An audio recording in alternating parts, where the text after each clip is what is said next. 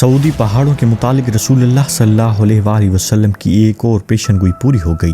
पैगाम टीवी के मुताबिक मक्का के पहाड़ आतिफिशा पहाड़ हैं और जर्मनी और जापान के साइंसदानों की तहकीक के मुताबिक इन पहाड़ों से ही पानी रस रहा है।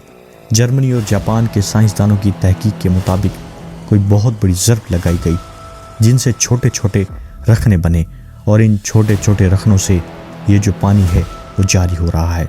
चूँकि ये पानी मुख्तलिफ मादनियात से होता हुआ आता है, इसलिए इसका इस्तेमाल, इसके फ़वाइद बहुत ज़्यादा हैं। आतिशफिशा पहाड़ों में से ज़िंदगी का निकलना वाक़तन रसूलुल्लाह सल्लल्लाहु अलैहि वसल्लम की इस हदीस मुबारका को सही तौर पर साबित करता है। नाज़रीन, रसूलुल्लाह सल्लल्लाहु अलैहि वसल्लम ने फरमाया था, कुर्ब क़यामत नहर जारी होगी, इन नहरों से सब्ज़े पैदा होंगे। रसूलुल्लाह सल्लल्लाहु अलैहि वसल्लम की यह हदीस मुबारका दुरुस्त होती है। रसूलुल्लाह सल्लल्लाहु अलैहि वसल्लम की हदीस मुबारका के मफ़हूम के मुताबिक जब आप सल्लल्लाहु अलैहि वसल्लम ने क़यामत की निशानियाँ बताते हुए फरमाया था कि ऊँट और बकरियों के चरवाहे जो बरहना बदन और नंगे पाँव होंगे वो एक दूसरे से मुकाबला करते हुए लंबी लंबी इमारतें बनवाएंगे। और फिर नबी करीम सल्लल्लाहु अलैहि वसल्लम ने सहरा के सब्ज़ होने की निशानदही भी की थी। आज रियाज शहर में इमारतों का ये मुकाबला अपने अरूज पर पहुंच गया है और सही मुस्लिम की हदीस है कि ऊँटों और बकरियों के चरवाहे जो बरहना बदन और नंगे पाँव होंगे एक दूसरे से मुकाबला करते हुए लंबी लंबी इमारतें बनवाएंगे और फ़ख्र करेंगे। रियाज शहर में इमारतों का यह मुकाबला अपने अरूज पर पहुंच चुका है और दुबई में बुर्ज खलीफा की इमारत दुनिया की सबसे ऊंची इमारत बन गई है। तो साथ ही शहजादा वलीद बिन दिलाल ने जद्दा में आकर इससे बड़ी इमारत बनाने का ऐलान कर दिया है जो ज़ेर तामीर है। अरब की इमारतें सारे जहां से ऊंची हो चुकी हैं। नबी करीम सल्लल्लाहु अलैहि वसल्लम ने जो फरमाया वो पूरा हो चुका है और पेशन गोई पूरी होकर अपने कमाल को पहुंच गई है। अरब का सबसे ज़्यादा तेल खरीदने वाला अमरीकी सदाम को ख़त्म करके तेल की दौलत से सैराब मुल्क इराक़ के कुओं पर कब्ज़ा जमा चुका है और लाखों मुफ्त वसूल कर रहा है। तो फिर तेल की बढ़ती मांग में तेल की कीमतों को निचली सतह पर पहुंचा दिया। सवाल पैदा होता है कि इस ज़वाल के बाद क्या होगा। अल्लाह ताला के रसूल सल्लल्लाहु अलैहि वसल्लम की एक और हदीस है कि क़यामत से पहले सरज़मीन अरब दोबारा सरसब्ज़ हो जाएगी। सऊदी अरब और अमारात में बारिशें शुरू हो चुकी हैं। मक्का और जद्दा में सैलाब आ चुके हैं। अरब सरज़मीन जिससे पहले ही टेक्नोलॉजी को काम में लाकर सरसब्ज़ बनाने की कोशिश की गई है, कुदरती मौसम की वजह से भी सरसब्ज़ बनने जा रही है। कंबद में पहले ही खुद कफील हो चुका है। अब वहाँ कुछ पहाड़ों पर बारिशों की वजह से सब्ज़ा उगना शुरू हो चुका है। पहाड़ सरसब्ज़ होना शुरू हो गए हैं और बारिशों की वजह से आखिरकार हुकूमत को डैम बनाना होंगे जिससे पानी की नहरें निकलेंगी, हरियाली होगी, सब्ज़ा मज़ीद होगा, फसलें लहलहाएंगी। यूँ ये पेशन गोई अपनी तकमीली मनाहिल से गुजरने जा रही है जो मेरे रसूल सल्लल्लाहु अलैहि वसल्लम ने फरमाया हम अपनी आँखों से देखने जा रहे हैं। अगर हदीस पर गौर करें तो मशरिक़ वस्त के ज़वाल का आगाज़ मुल्क शाम से हुआ, लेकिन शायद अरब हुक्मरान या तो यहूद नसार की चाल समझ सकें या बुतरों की इख्तियार कर लें। लेकिन वजह जो भी हो, जो भी मामलात हों, किसी हद तक की सूरत में भी नज़र आते हैं कि सरकार दो आलम सल्लल्लाहु अलैहि वसल्लम की बताई हुई अलामात को तो ज़ाहिर होना ही है। एक और मकाम पर रसूलुल्लाह सल्लल्लाहु अलैहि वसल्लम ने फरमाया, जब अहले शाम तबाही और बर्बादी का शिकार हो जाए तो फिर तुम में कोई भी खैर बाकी न रहेगी। अहादीस मुबारका की रूह से शाम अहले शाम से उम्मत मुसलमा का मुकाबला वाबस्ता ही है। अगर मुल्क शाम ऐसे ही बर्बाद होता रहा तो पूरी उम्मत मुसलमा की भी खैर नहीं। वैसे तो 90% बर्बाद हो चुका है। 5 साल खून रेजी में 8 लाख बेगुनाह बच्चे, बूढ़े और औरतें शहीद और लातादाद दूसरे मुल्क की सरहदों पर ज़िंदगी की भीख मांगते हुए शहीद हो रहे हैं और इतनी ही तादाद में ज़ख्मी या मौजूर हो चुकी। लिहाजा शाम मुकम्मल तबाही के बाद अब मज़ा की हालत में है। इस हदीस के हिसाब से अरब ममालिक के सुनहरे दौर के ख़ात्मे की अहम वजह शाम के मौजूदा हालात हैं। नबी करीम सल्लल्लाहु अलैहि वसल्लम की एक और पेशन गोई की अलामत ज़ाहिर हो रही है। यह हो चुकी है कि मुल्क शाम के मुतालिक इसराइल, रूस और अमेरिका को भी झूठे बहाने बनाए, लेकिन इन सब का हदफ जज़ीरे अरब है, क्योंकि कफ़ार अकीदा है कि दज्जाल मसीह है। इस वजह से ये लोग दज्जाल के इंतज़ामात मुकम्मल कर रहे हैं। इसलिए अरब ममालिक में अज़म इस्तेकाम पैदा करना है।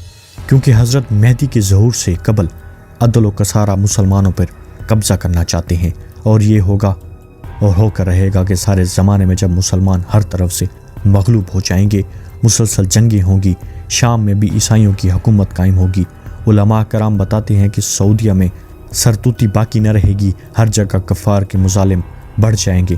عرب، خلیج ممالک، سعودی عرب وغیرہ میں بھی مسلمانوں کی باقاعدہ شوکت حکومت نہیں رہے گی، اور خیر و خبر یعنی سعودی عرب کا چھوٹا شہر مدینہ منورہ سے جو 170 کلومیٹر فاصلے پر ہے، اس کے قریب تک یہود و نصارہ پہنچ جائیں گے اور اس جگہ ان کی حکومت قائم ہو جائے گی۔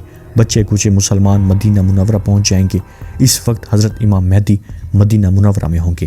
دوسری طرف دریائے طریہ میں بھی تیزی سے خشکی آ رہی ہے، جو کہ واقعتاً دیکھا جا رہا ہے کہ دریائے طریہ بھی تیزی سے خشک ہو رہا ہے، جو کہ حضرت مہدی کے ظہور سے قبل خشک ہوگا۔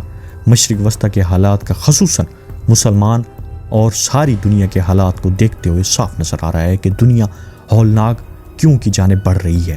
فرانس میں حملوں کے بعد فرانس اور علامہ جنگ کی بات کر چکے ہیں۔ سوال پیدا ہوتا ہے کہ اس عالمی جنگوں میں مرکز کون سا ہوگا، کون سا خطہ ہوگا؟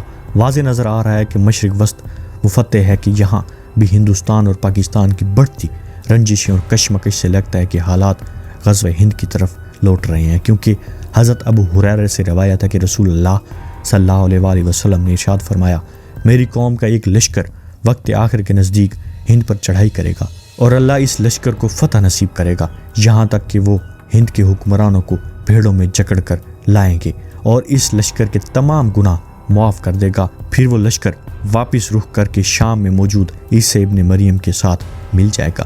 حضرت ابو ہریرہ نے فرمایا، اگر میں اس وقت تک زندہ رہا تو میں اپنا سب کچھ بیچ کر بھی اس لشکر کا حصہ بنوں گا، اور پھر جب اللہ ہمیں فتح نصیب کرے گا تو میں جہنم کی آگ سے آزاد کہلاؤں گا، اور جب میں شام پہنچوں گا تو عیسی ابن مریم کو تلاش کر کے انہیں بتاؤں گا کہ میں محمد صلی اللہ علیہ وآلہ وسلم کا ساتھی رہا ہوں۔ رسول پاک صلی اللہ علیہ وآلہ وسلم نے تبسم فرماتے ہوئے ارشاد فرمایا، بہت مشکل آنے والے ادوار بہت پرفتح نظر آتے ہیں، اور اس کے متعلق بھی نبی کریم صلی اللہ علیہ وآلہ وسلم نے ارشاد فرمایا تھا کہ میری امت پر ایک دور ایسا آئے گا جس سے فتنے اتنے تیزی سے آگے جائیں گے کہ جیسے تسبیح ٹوٹ جانے کے بعد تسبیح کے دانے تیزی سے زمین کی طرف آتے ہیں۔ لہٰذا اپنی نسلوں کو عملی تربیت اور ایمان کی فکر کیجیے۔ موبائل کی وجہ سے دیر تک رات جاگنے، نت نئے فیشن اپنانے اور نمازوں کو ترک کرنے لگے، ورنہ آزمائش کا مقابلہ دشوار ہوگا۔ سعودی عرب کے چشمے علامت قیامت کسی حد تک کافی ہوتی نظر آتی ہے، اور علامات قیامت کو کسی بھی طور پر نظر انداز نہیں کیا جا سکتا۔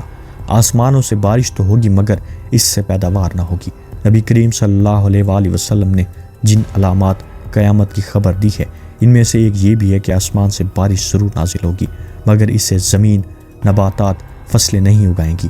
حضرت انس نے فرمایا کہ رسول اللہ صلی اللہ علیہ وآلہ وسلم کا ارشاد گرامی ہے کہ قیامت اس وقت تک قائم نہیں ہوگی جب تک لوگوں پر موسلادھار بارشیں نہ برسائی جائیں گی، مگر زمین کچھ بھی پیدا نہیں کرے گی۔ یقیناً اس کے لیے ہوگا کہ زمین سے برکت ختم ہو جائے گی، جیسا کہ رسول اللہ صلی اللہ علیہ وآلہ وسلم نے ارشاد فرمایا ہے کہ قہر سالی یہ نہیں کہ بارش نہ ہو، بلکہ قہر سالی یہ ہے کہ لوگوں پر بارش تو برسے لیکن زمین کچھ نہ اگائے۔ ایسا فتنہ جو تمام مربوں کو ہلاک کر دے گا۔ جن علامات سے قیامت کا رسول صلی اللہ علیہ وآلہ وسلم نے ذکر کیا ہے اور خبر دی ہے، ان میں سے ایک علامت ایسا فتنہ بھی ہے جس کی لپیٹ میں تمام مرب آ جائے گا اور کثیر تعداد میں ہلاک ہو جائیں گے۔ عبداللہ بن عمرو کہتے ہیں کہ رسول اللہ صلی اللہ علیہ وآلہ وسلم نے ارشاد فرمایا، ان قریب ایسا فتنہ ہوگا جو سب عربوں کو لپیٹ میں لے لے گا، جو اس میں مارے جائیں گے جہنم میں جائیں گے۔ اس فتنے میں زبان کی کاٹ تلوار سے زیادہ ہوگی، اور یہ بھی فرمایا کہ آپسی جنگیں ہوگی اور آپسی معاملات ٹھیک نہیں ہوں گے۔ ان حالات میں ہولناک کسی صورت میں فتنہ انگیزی ہوگی جب کوئی کسی کے ناحق حمایت یا مخالفت کرے گا۔